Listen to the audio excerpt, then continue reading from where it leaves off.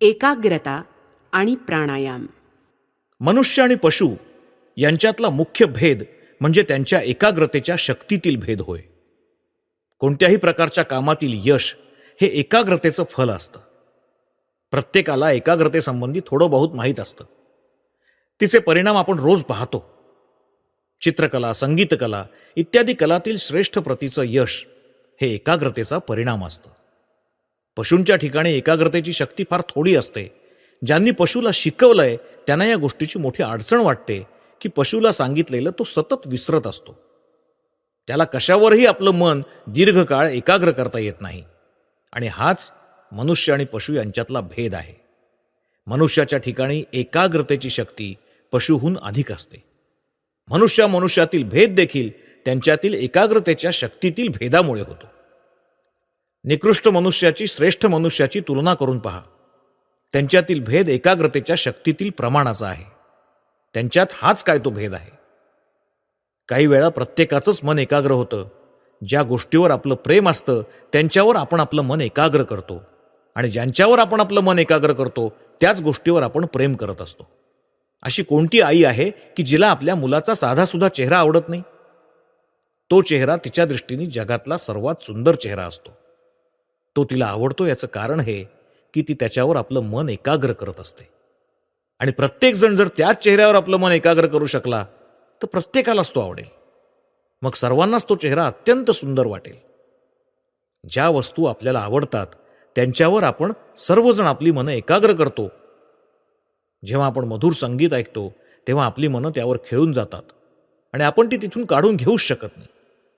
जे लोक आपली मनं शास्त्रीय संगीतावर एकाग्र करतात त्यांना साधं संगीत आवडत नाही. आणि याचप्रमाणे जे लोक साध्या संगीतावर आपली मनं एकाग्र करतात त्यांना शास्त्रीय संगीत आवडत नाही. ज्या संगीतात स्वर हे एकामागून एक द्रुतगतीने येत असतात ते संगीत मनाला चटकन धरून ठेवतं. लहान मुलाला भावनोद्दीपक उठावदार संगीत आवडतं कारण त्यातली स्वरांची द्रुतलय त्याच्या मनाला भटकण्याची संधीच देत नाही. ज्या मनुष्याला साधं संगीत आवडतं त्याला शास्त्रीय संगीत आवडत नाही कारण ते अधिक गुंतागुंतीचं असतं आणि ते समजण्यासाठी अधिक एकाग्रतेची आवश्यकता असते. अशा एकाग्रतेच्या बाबतीत मोठी अडचण ही आहे की आपण मनाचं नियमन करत नसून मनच आपलं नियमन करत असतं. आमच्याहून बाह्य असं काहीतरी जणू काही आमच्या मनाला स्वतःकडे ओढतं आणि स्वतःच्या इच्छेनुसार त्याला वाटेल तितका वेळ धरून ठेवतं. आपण मधुर स्वर ऐकतो किंवा सुंदर चित्र पाहतो आणि आपलं मन तिथे स्थिर होऊन जातं. आपण त्याला तिथून काढून घेऊ शकत नाही. तुमच्या आवडीनिवडीच्या एखाद्या विषयावर मी जर चांगलं भाषण दिलं तर तुमचं मन त्याच्यावर एकाग्र होतं. मी तुमचं मन तुमच्यापासून ओढून घेतो आणि तुमची इच्छा नसतानाही त्याला भाषणाच्या विषयावर स्थिर करून ठेवतो.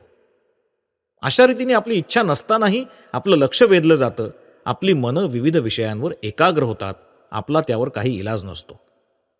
आता प्रश्न हा आहे की ही एकाग्रता वाढवता येते का आणि आपल्याला तिच्यावर पूर्ण ताबा मिळवता येतो का? योगी म्हणतात होय, तसं करता येतं. योगी म्हणतात की आपल्या मनावर आपण पूर्ण ताबा मिळवू शकतो. एकाग्रतेच्या शक्तीची वाढ होण्यात नैतिक दृष्टीने एक धोका आहे. एखाद्या विषयावर मन एकाग्र केल्यानंतर तिथून ते इच्छेनुसार न काढता येणं हे धोक्याचं असतं. अशी अवस्था मोठी तापदायक असते. आपल्या बहुतेक सर्व दुःखांचं कारण हेच की एखाद्या विषयावरून इच्छेनुसार मन काढून घेण्याची शक्ती आपल्या ठिकाणी नसते. म्हणून एकाग्रतेच्या वाढीबरोबर मन काढून घेण्याच्या शक्तीचीही वाढ केली पाहिजे. एखाद्या विषयाशी मन संपूर्णपणे संलग्न कसं करावं हेच केवळ नव्हे तर एका क्षणात त्याला त्या विषयापासून अलग करून दुसऱ्या एखाद्या विषयावर कसं स्थिर करावं हेही आपण शिकलं पाहिजे. या दोन्ही शक्ती एकाच वेळी विकसित केल्या पाहिजेत म्हणजे धोका राहणार नाही. मनाचा पद्धतशीर विकास हा असा आहे. माझ्या दृष्टीने शिक्षणाचं मुख्य सार म्हणजे मनाची एकाग्रता हे आहे. केवळ काही गोष्टींची माहिती गोळा करणं नव्हे. मला जर माझं शिक्षण पुन्हा घ्यायचं झालं आणि त्यात माझा जर काही अधिकार चालला तर मी घटनांच्या माहितीच्या मागे मुळीच लागणार नाही.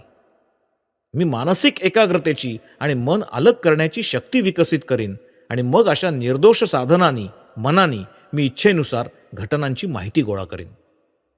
मुलामध्ये मन एकाग्र करण्याची शक्ती आणि ते वेगळं करण्याची शक्ती या दोन्ही बरोबरच वाढवल्या पाहिजेत. माझा विकास एकांगी झाला. मनाला इच्छेनुसार अलग करण्याची शक्ती न वाढवता एकाग्रतेची शक्ती मी वाढवली आणि त्यामुळे माझ्या आयुष्यातील तीव्रतम दुःख मला भोगावं लागलं. आता माझ्या ठाई मनाला वेगळं करण्याची शक्ती आहे, पण तिचा विकास मला उत्तर आयुष्यामध्ये करावा लागला. आपण आपल्या इच्छेनुसार आपली मनं वस्तूंवर केंद्रित केली पाहिजेत. वस्तूंनी आपली मनं त्याच्याकडे ओढू नयेत. सामान्यतः आपल्याला मन केंद्रित करणं भाग पडतं. वस्तूतील ज्या आकर्षणाचा आपण प्रतिकार करू शकत नाही, त्या आकर्षणामुळे आपली मनं त्या वस्तूंवर केंद्रित करणं आपल्याला भाग पडतं. मनाच्या निरोधासाठी आणि त्याला आपल्या इच्छेनुसार कुठेही नियुक्त करण्यासाठी विशेष प्रकारच्या अभ्यासाची आवश्यकता असते. त्या वाचून ही गोष्ट साध्य होऊ शकत नाही. धर्माच्या साधनेसाठी मनाचा संयम अत्यंत आवश्यक आहे. या साधनेत मनाला मागे वळवून त्याला स्वतःवरच स्थिर करावं लागतं. मनाला वळण लावण्यासाठी पहिली पायरी आहे प्राणायाम. नियमित श्वासोच्छ्वासामुळे शरीर समतोल अवस्थेत राहतं. मग मनापर्यंत पोहोचणं सोपं जातं. प्राणायामासंबंधी विचार करण्याची पहिली गोष्ट म्हणजे आसन होय. ज्या अवस्थेत मनुष्य आरामात बसू शकतो तेच त्याच्यासाठी योग्य आसन. पाठीचा कणा मोकळा ठेवला पाहिजे आणि शरीराचं वजन बरगड्यांवर तोलून धरलं पाहिजे. मनाला कृत्रिम साधनांनी आवरून धरण्याचा प्रयत्न करू नका. या बाबतीत साधा प्राणायाम पुरेसा आहे. मनाची एकाग्रता साधण्यासाठी देहदंडात्मक तपश्चर्या ही चुकीची आहे, तिचा अवलंब करू नका. मनाचं कार्य शरीरावर आणि शरीराचं कार्य मनावर होतं. त्यांची एकमेकांवर क्रियाप्रतिक्रिया होते. मनाची प्रत्येक अवस्था ही शरीरात एक तदनुरूप अवस्था निर्माण करत असते आणि शरीरातील प्रत्येक कार्य हे मनावर तदनुरूप परिणाम करत असतं. तुम्ही शरीर आणि मन यांना दोन स्वतंत्र वस्तू माना किंवा त्या दोन्ही एकच आहेत. एकाच वस्तूचा शरीर हा स्थूल भाग असून मन हा सूक्ष्म भाग आहे असं माना. त्याने फरक काही पडत नाही. ती एकमेकावर क्रियाप्रतिक्रिया करतात. मन हे सतत शरीर बनत असतं. मनाला वळण लावताना शरीराच्या द्वारा त्याच्यापर्यंत पोचणं सोपं असतं. शरीर हाताळणं हे मन हाताळण्यापेक्षा सोपं आहे. साधन किंवा उपकरण जितकं सूक्ष्म तितके त्यातील सामर्थ्य अधिक असतं. मन हे शरीरापेक्षा फार सूक्ष्म असून ते अधिक सामर्थ्यवान आहे. या कारणासाठी शरीरापासून प्रारंभ करणं अधिक सोपं आहे. प्राणायामाचं शास्त्र म्हणजे मनापर्यंत पोहोचण्यासाठी शरीराच्या द्वारे कार्य करणं होय.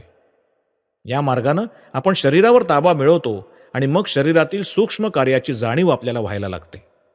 अधिकाधिक सूक्ष्म आणि अधिक आतील अशा कार्याची जाणीव होता होता आपण मनापर्यंत पोहोचतो. शरीरातील सूक्ष्म क्रियांची जाणीव आपल्याला व्हायला लागताच त्या आपल्या ताब्यात येतात. काही काळानंतर तुम्हाला शरीरावरील मनाच्या कार्याची जाणीव होऊ लागेल. त्याचप्रमाणे तुम्हाला मनाच्या अर्ध्या भागाचं त्याच्या दुसऱ्या अर्ध्या भागावरील कार्य जाणवायला लागेल आणि मन ज्ञानतंतूंच्या केंद्रांना शक्ती पुरवत असल्याचंही जाणवेल. कारण मनच ज्ञानतंतूंचं नियमन आणि शासन करत असतं. मन हे निरनिराळ्या ज्ञानतंतूंच्या द्वारे कार्य करीत असल्याचं तुमच्या अनुभवाला येईल. अशा रीतीने नियमित आणि पद्धतशीर प्राणायामाने प्रथम स्थूल शरीरावर आणि नंतर सूक्ष्म शरीरावर ताबा मिळवून मनाचं नियमन करता येतं.